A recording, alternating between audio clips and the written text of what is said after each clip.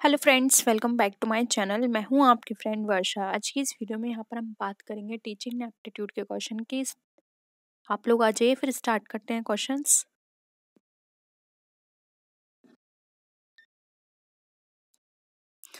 देखिए, यहाँ पर हमारे क्वेश्चन है, team teaching is corrected bye all of the following except group planning, the use of large group lectures, inflexible groupings, या फिर the use of master class teacher.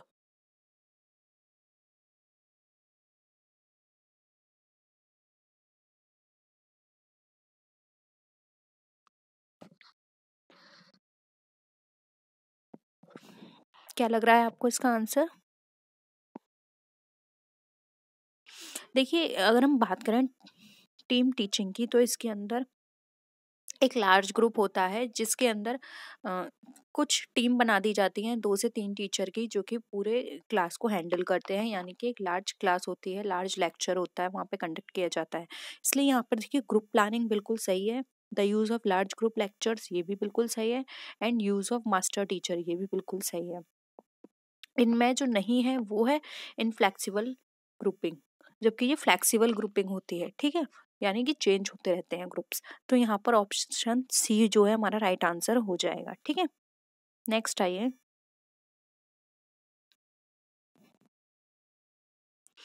You are appointed as a teacher of a certain class. When you go to teach the class on the very first day, the students of that class request you to give your introduction. What would be your reaction?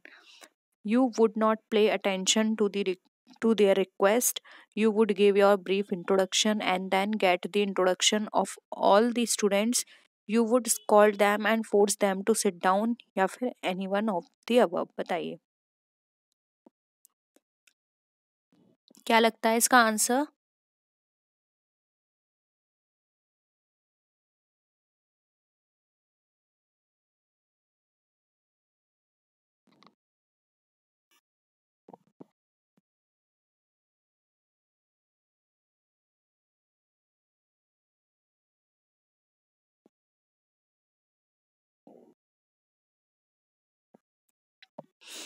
क्या हो जाएगा?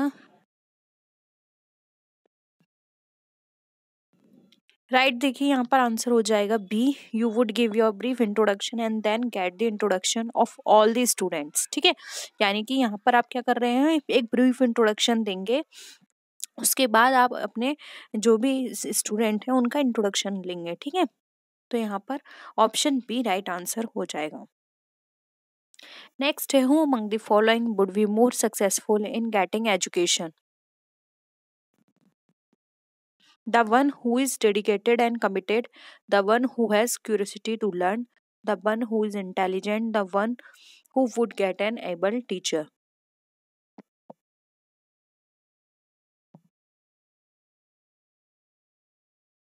बताइए, इनमें से कौन सा ज़्यादा successful रहेगा एजुकेशन लेने के लिए?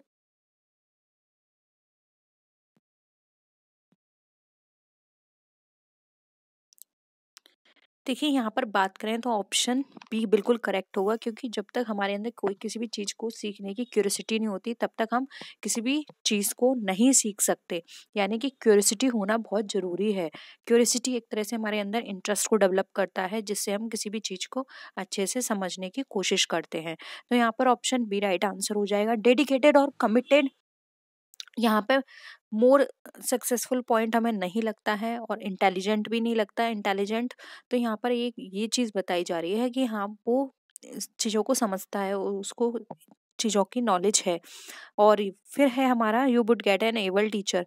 सिर्फ अगर आपको एक योग्य टीचर मिल रही है, तो इसका ये मतलब नहीं है कि आप अच्छे से एजुकेशन भी प्राप्त करें। ठीक है, इसलिए यहाँ पे क्यूरियोसिटी होना किसी भी चीज़ को सीखने के लिए इम्पोर्टेंट है। तो ऑप्शन बी राइट आंसर हो जाएगा।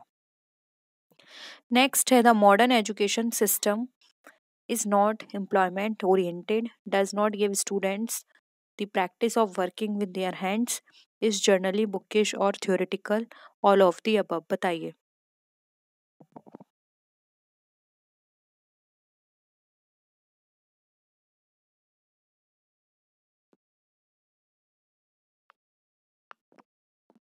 बताइए मॉडर्न एजुकेशन सिस्टम किस तरह का होना चाहिए?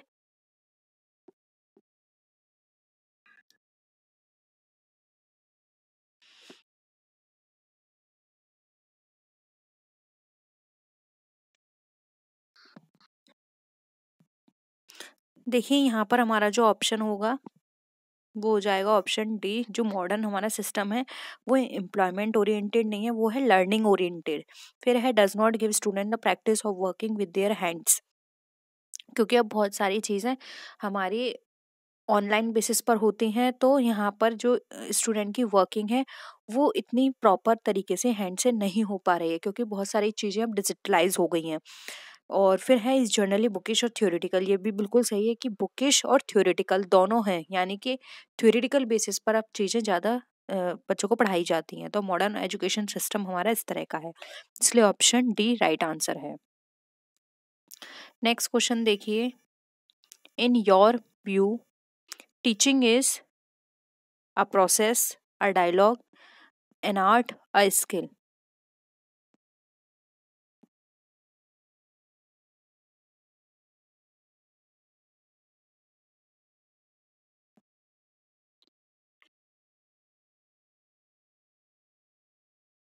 देखिए टीचिंग एक स्किल का पार्ट है, ना कि हम कह सकते हैं कि आर्ट है, डायलॉग है या प्रोसेस है। ये एक स्किल होती है जो हमारे लर्निंग से आती है, हमारे अंदर हमारे एक्सपीरियंस से आती है, जो हम अपने आसपास चीज़ें हम देखते हैं उससे हमें चीज़ें सीखने को मिलती हैं, वहाँ से डेवलप होती है।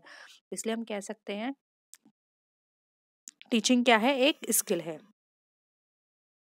Next है most of the students like to learn from those teachers who are very much experienced, are quite learned and able, come to school and return from it along with them in the bus, help them in solving their problems। बताइए।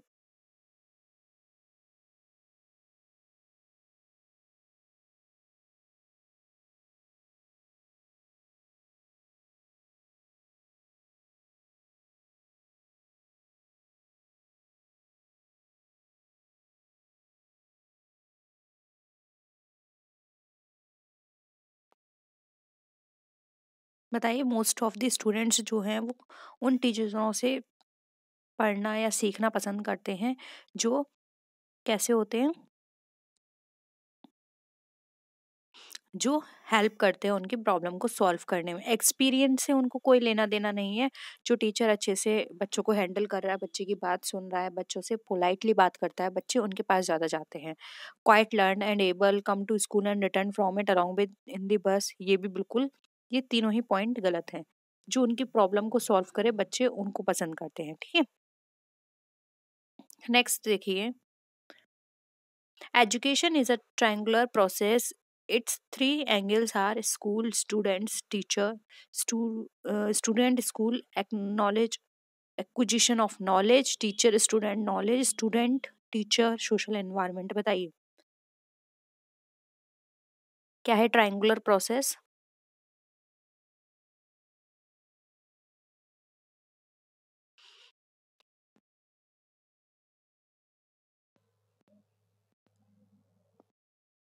देखिए यहाँ पर right answer हो जाएगा D. ये एक triangular process है, student, teacher और यहाँ आ जाता है हमारा सोशल एनवायरनमेंट। ठीक है, तो ये क्या है, एक ट्रायंगुलर प्रोसेस है। नेक्स्ट है which of the following is the focal point of the entire teaching system, student, school, knowledge या टीचर।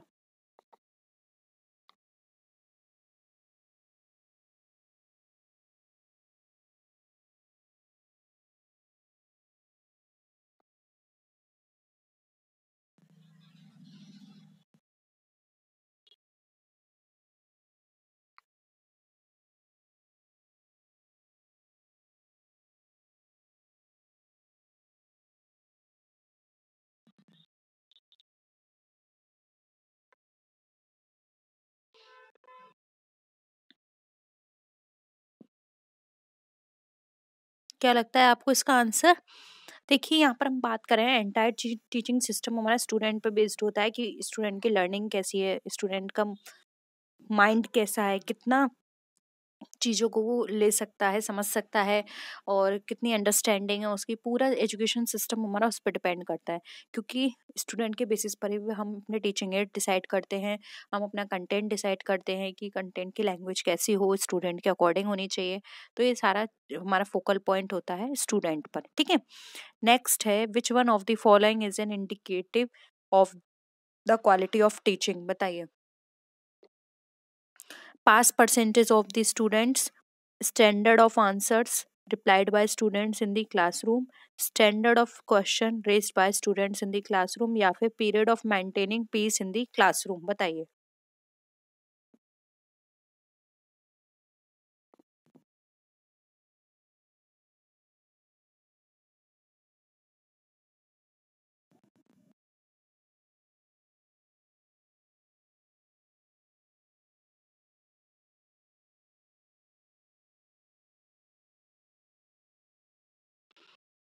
बताइए इसमें से कौन सा इंडिकेट करता है आपकी क्वालिटी ऑफ टीचिंग को।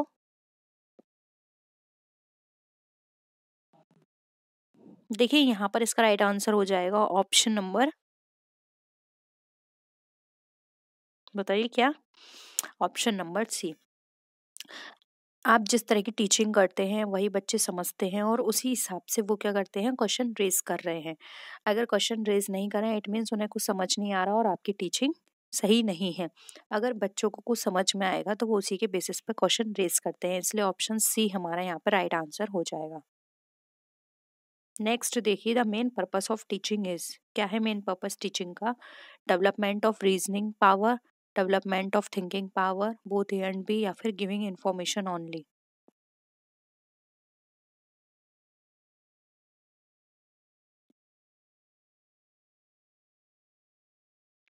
देखिए मेन पर्पस टीचिंग का रीजनिंग पावर बढ़ाना भी है एंड थिंकिंग पावर भी बढ़ाना है, ये दोनों ही पावर हमारी हेल्प करती हैं हमें लर्न करने में, ठीक है। तो यहाँ पर ऑप्शन सी क्या हो जाएगा, राइट आंसर हो जाएगा। क्लियर है। नेक्स्ट क्वेश्चन देखिए, विच one of the following is not included in the process of teaching. Training, change in values, stipulation, या फिर इंस्ट्रक्शन।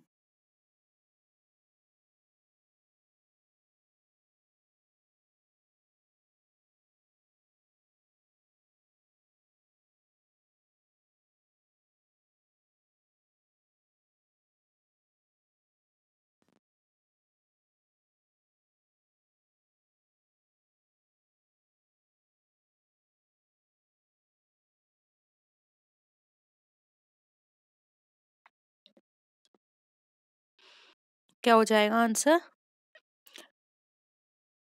देखो इसमें हमारी ट्रेनिंग इंक्लूड होती है, हमारे वैल्यूज में चेंजेस आ रहे हैं वो इंक्लूड होगा, इसकी प्रोसेस में स्टिपुलेशन होगा, जो इंक्लूड नहीं होता है वो है इंस्ट्रक्शन, ठीक है। और इसमें पूछा है हमारा नोट, इसलिए ऑप्शन डी राइट आंसर हो जाएगा। नेक्स्ट देखिए, the practical process of imparting education is not credible, credible but not regular, very credible, authentic and regular, या फिर नन ऑफ द अबव। बताइए क्या होगा आपका प्रैक्टिकल प्रोसेस।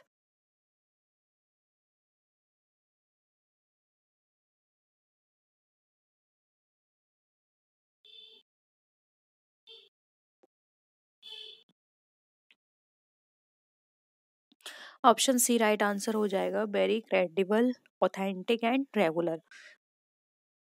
क्योंकि जो भी हम एजुकेशन प्रोवाइड करते हैं उसके अंदर इंफॉर्मेशन क्रेडिबल होनी चाहिए, ऑथेंटिक और रेगुलर बेसिस पर होनी चाहिए, ठीक है। ऑप्शन सी राइट आंसर हो जाएगा। नेक्स्ट क्वेश्चन है, team teaching has the capacity. अब टीम टीचिंग में कैपेसिटी होनी चाहिए, कैसी, to mark the gap between each others study, for the development of the habit of combined study in supplementary form, of cooperation, for the development of competitive spirit. बताइए किस तरह की capacity होनी चाहिए।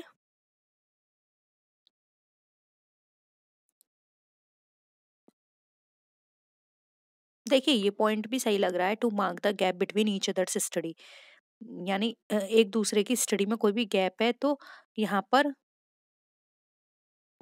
सही लग रहा है ये पॉइंट आपको, क्या बताइए।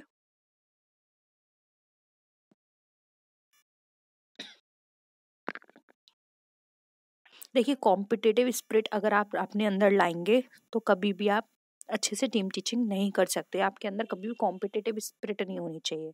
फिर यहाँ पर दे रखा है habit of combined study in supplementary form, आप सप्लीमेंट्री फॉर्म में कंबाइंड स्टडी करेंगे तो यहाँ पर जो टीम टीचिंग का पर्पस है वो आप फुलफिल नहीं कर पाएंगे, ठीक है। फिर यहाँ पर इसका मतलब निकल कर आया to mark the gap between each others study, यानी कि आप दोनों जो भी पर्सन है उनकी स्टडी के बीच जो भी गैप आ रहा है, अगर आप उस चीज को इंडिकेट करते रहेंगे तो आप अपना जो मेन पर्पस है उससे दूर चले जाएंगे। इसलिए यहाँ पे ऑप्शन सी राइट आंसर होगा। आप लोगों को एक दूसरे के साथ क्या करना है, कोऑपरेशन करना है, इसलिए यहाँ पर ऑप्शन सी राइट आंसर हो जाएगा। ठीक है, नेक्स्ट देखिए, which of the following statement is most reasonable. बताइए इसमें से कौन सा स्टेटमेंट आपको रीजनेबल लगता है। Teachers motivate students to acquire knowledge, teachers are born, teachers are capable of teaching, या फिर interpretation of a complex theory is very useful for development of thinking process in students. बताइए।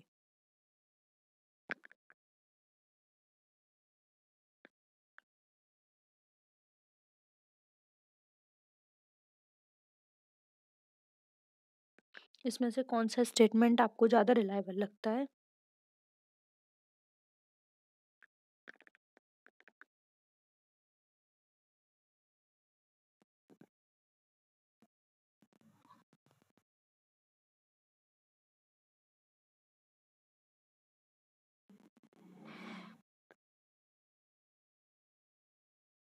बहुत ही simple है। यहाँ पर देखिए ऑप्शन ए हमें सही लग रहा है, क्योंकि यहाँ पर टीचर, ये बात हो रही है कि टीचर मोटिवेट करेगा स्टूडेंट को एक्वायर नॉलेज के लिए। ठीक है, ये बिल्कुल सही है। टीचर आर बॉर्न, कभी बॉर्न नहीं होते, मेड होते हैं। ठीक है, teacher are capable of teaching, ये भी बिल्कुल गलत है। Interpretation of a complex theory is very useful for development of thinking process in students. जरूरी नहीं है कॉम्प्लेक्स थ्योरी से ही आप अपने स्टूडेंट्स की थिंकिंग को डेवलप करें। ठीक है, तो इसलिए यहाँ पर ऑप्शन ए राइट आंसर हो जाएगा। नेक्स्ट देखिए, which of the following is a better way of teaching. इसमें से कौन सा आपको बेटर वे लगता है टीचिंग का। To raise a question, to परsuade, ब्लैक बोल्ड राइटिंग, या फिर ऑल ऑफ द अबव।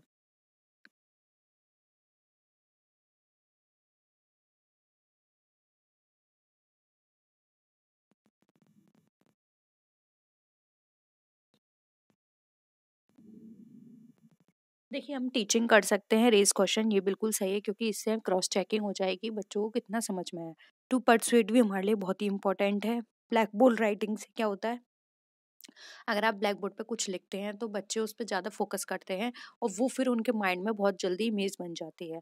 तो ये भी बिल्कुल परफेक्ट है, इसलिए यहाँ पर ऑप्शन डी राइट आंसर हो जाएगा, ऑल ऑफ दी अबव। ठीक है, आई होप ये क्लियर है यहाँ तक आपको। और किसी भी तरह का डाउट हो तो आप ज़रूर पूछ लीजिएगा। ठीक है, तो नेक्स्ट वीडियो में यहाँ पर हम मिलते हैं, तब तक के लिए टेक केयर, बाय बाय।